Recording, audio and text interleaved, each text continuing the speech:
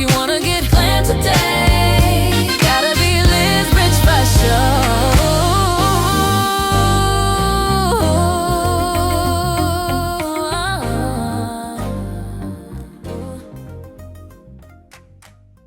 Hey guys, welcome back to my YouTube channel. Today we're going to be discussing how to pick the right color based on complexion, undertones, and maintenance. So let's get into it. When choosing a hair color that complements and accentuates your gorgeous features, we have to go back to color theory, also known as the color wheel.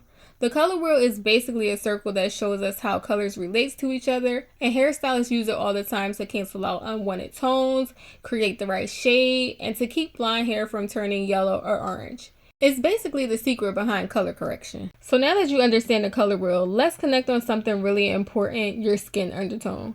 Because the right hair color doesn't actually just look pretty, it can balance and enhance your natural features. Your undertone is the natural tone underneath your skin, and most people fall into 3 categories: warm, cool, or neutral.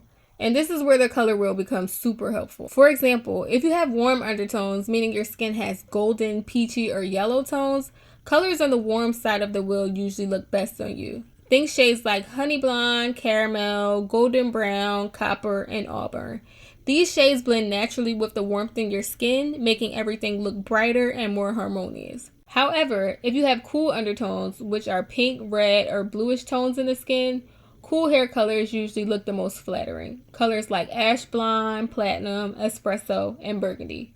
These cooler shades balance the coolness in your skin without making you look overly red or washed out. The color wheel essentially shows us that opposite tones help neutralize each other.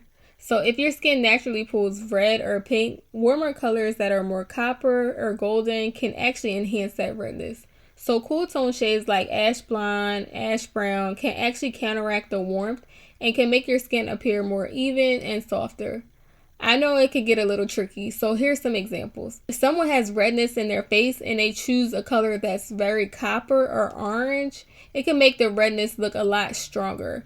But if they switch to a cooler tone like a brunette or ash blonde, the skin looks more balanced. On the other hand, if someone has warm golden or olive skin and they go too ashy, the hair can make them look tired or gray. Adding warmth like caramel or honey tones can actually bring life back into the skin. And if someone's skin tone is more neutral, they can usually get away with trying either or. Now let's discuss maintenance. My client comes to me about every 6 months, which means she needs a hair color that's low maintenance. So I wouldn't give her something like an all over color where she has to retouch her roots a lot more frequently. This is why we do highlights, because she still has her natural hair color at the root and then it blends more seamlessly as it grows out.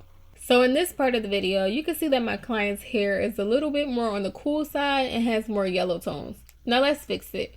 If we refer back to color theory and undertones, we know that warm undertones equals warmer hair. I personally think my client has more warmer undertones, but her skin can pull a little bit on the neutral side. So I decided to add some warmth back into her hair, but also keeping it a little neutral. It's really a case-by-case situation. Everyone's skin tone is different, so as a colorist, I literally had to customize each color. Now, this isn't to say that you have to follow color theory. You can honestly pick whatever color you like. These are just some tools to help guide you when choosing. The point is, once you understand undertones and the color wheel together, choosing hair color becomes so much easier. So happy choosing! Now, after I colored my client's hair, I went in and straightened it and gave her a haircut off camera, and then we added some curls. But enough of my chatting, I'll catch y'all at the end of the video.